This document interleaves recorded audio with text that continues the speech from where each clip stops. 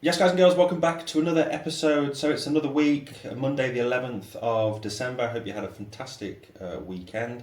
So as you've seen, over the last 12 hours, Bitcoin has plummeted around $3,000 from the high here all the way down. It was approximately $3,400, and we did a pullback now up to $42,000. So if you were with me last week, I was calling a potential pullback, even though I'm very objective. I did talk about the possibility of reaching the 48k as well. So that's trading. You need to look at both possibilities. The trend is still an uptrend. So having this correction here, it's not a big deal. I mean, don't worry. It's actually healthy, and most likely now we probably come down and retest the $36,900 level, the 37k, and this will be a healthy thing. So yeah, if we do pull back, that will be a 15% pullback.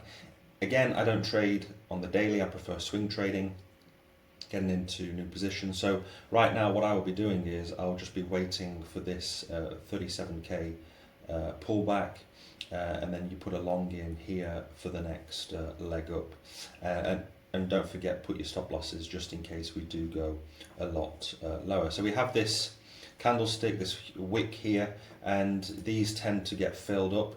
So most likely now we do come back down, we fill this up, and we continue back down to the 37 around these regions here. So yeah, it's not a bad thing. It's actually quite healthy for the market, and I mean we've been going up pretty much in a straight line just here, and yeah, I mean if we go up so fast like this, then you have to expect pullbacks. People getting greedy, a lot of longs, millions of dollars worth of longs being liquidated, and this is one reason why we've had this pullback. The Asian markets as well opened, and don't forget, if we just go over to the indicators, I wanted to show you the CME gap, and don't forget we have this CME gap that 8-9 times out of 10 they get filled up before we go higher, and that's the same if we had a CME gap to the upside as well. So these CME gaps, they tend to get filled. We just touched it at 40,000, but this gap is all the way from 39,000 to 40,400. So yeah, I expect first of all this candle wick to get filled up, then we fill up the CME gap before we go another leg higher. Most likely now we do come back down and retest the support of $37,000. So yeah, that's just a quick update on the Bitcoin price. And if we also consider the Bollinger Bands, which I spoke about last week, that we flew out the Bollinger Bands, we have to come back in, and we did come back in. I didn't obviously I never expected we're going to dump $3,000-4,000 so fast over the last 12 hours, but again, if we come out of Bollinger Bands like this, then expect those pullbacks. And just one more thing to look out for is the RSI, the divergence. We have two bearish divergences on the daily, as you can see here. There we go. So we have one and we have the second. So now after all these, I mean we're looking at a few indicators. The trend has turned a little bit bearish in the short term. In the long term, I'm one of the biggest bulls, and I expect this just to be a retracement, even though I am a bit surprised because it's December. Usually going into the next bull run, we do have usually December is not too bad. It's like 60-40%, something like that if you look at the history. and yeah, just before the next halving, usually November, December, October, November, December. Of course, October, November, we did see a really good rally, and in the beginning of December, we've had a really good rally. But yeah, just to warn you, I did say last week not to jump into, and none of this is financial advice, of course, just my opinion for educational purposes only. But I did warn not to follow the crowd and start jumping into long positions, and that's what we're probably seeing. Huge, a lot of long, millions of dollars of long positions getting liquidated here, and yeah, just looking at these indicators, personally, I will not trade this until we come back down to the $37,000 level. So, I mean, of course, Bitcoin, it does what it wants. It can be completely wrong, and we could do a V-shaped recovery and then come all the way and retest the resistance of 48k. My opinion now is with these, this bearish divergence, longs being liquidated. We've got that CME gap below. I expect this thing to come all the way back down and retest the support here. So if you are day trading, then maybe if you want to do a short on this, then you could do a short to fill up this candle wick. Let me just put the CME gap back. And if you do a short from here, yeah, you could make a nice 7% on leverage. You've got my Bybit and Bitflex links in the description below. So if you do want to trade this move to the downside, because I do think we're going to come down, then go ahead and do so. Use my affiliate link and just make sure you put your stop loss. So if I'm shorting this, personally I don't short in the bull market. I never short in the bull market. But if you want to do that, if you do, and day trading, again I don't do that, but if you're doing that, then maybe just wait for this to get broken down at 41,000, put your stop loss back at 1%, and this would be a risk of a 5 to 1 risk to reward ratio. So it's not a bad trade if you're doing this. So yeah, just the indications is that we're going to come, we'll fill this up, we'll fill the CME gap, and we'll probably come back down here.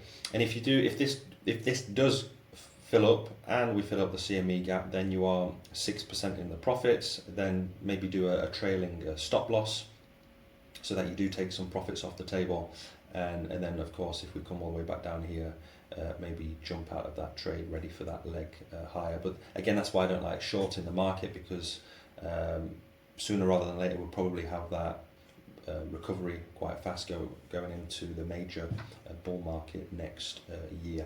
So that's pretty much it. Let me know what you think in the comments below, if you agree with my trading advice here.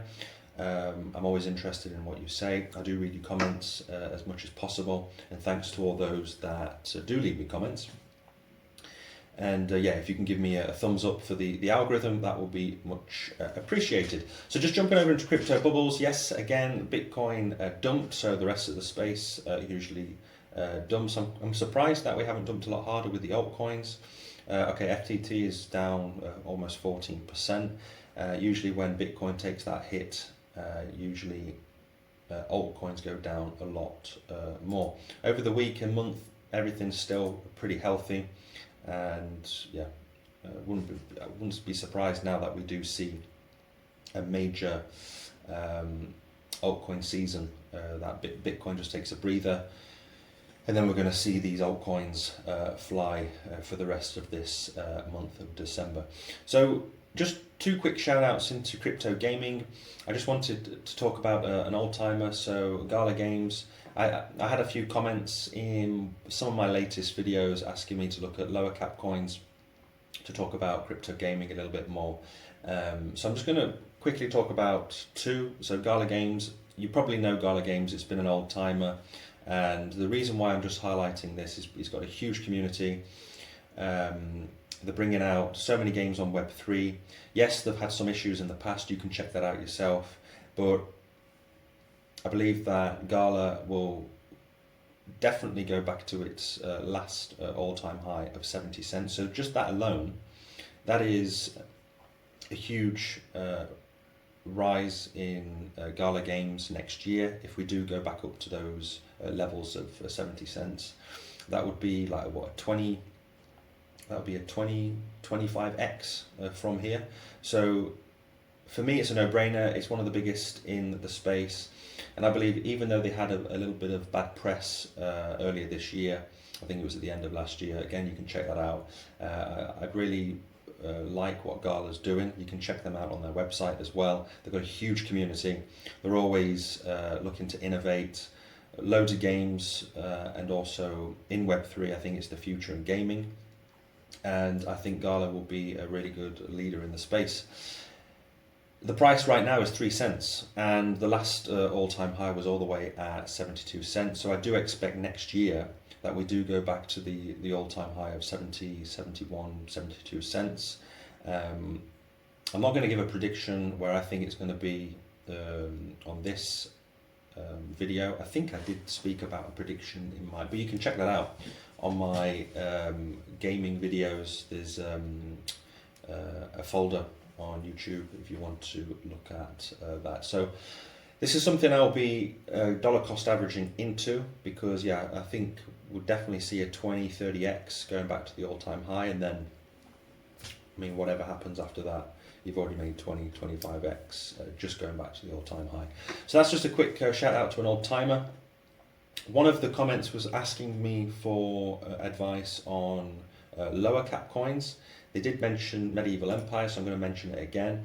And I think this thing is going to go absolutely mental next year in the parabolic run.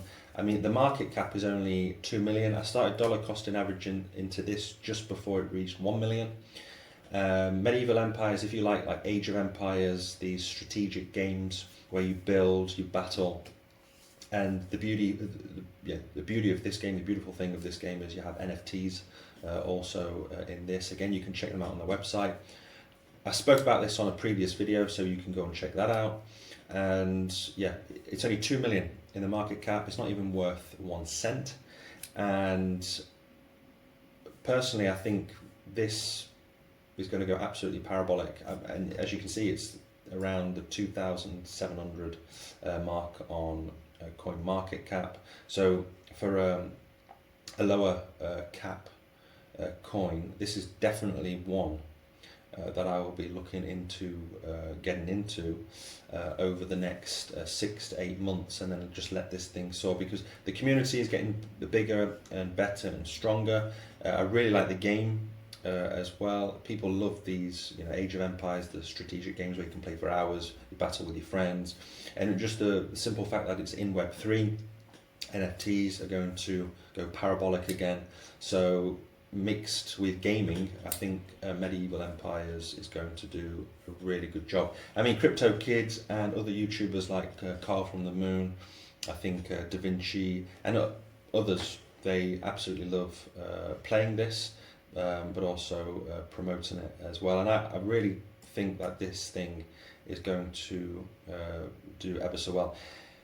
And it reminds me a little bit of the time when I started buying Decentraland. It was a little bit different. It was like 2 cents when I started buying it, and Decentraland just took off, and I really think this will take off as well. So that's just a quick shout out. I will bring out more content looking at micro cap or lower cap coins in the gaming sphere for those that are interested. Some have asking me as well, like some of these lower cap coins, how do you find them? They're not on every exchange, so I'm going to go into that as well and give you some advice how to find these lower cap coins that are not on big exchanges, and so that will be brought out this week. So guys and girls, thanks for watching. Enjoy your Monday, and I will see you tomorrow. Bye bye.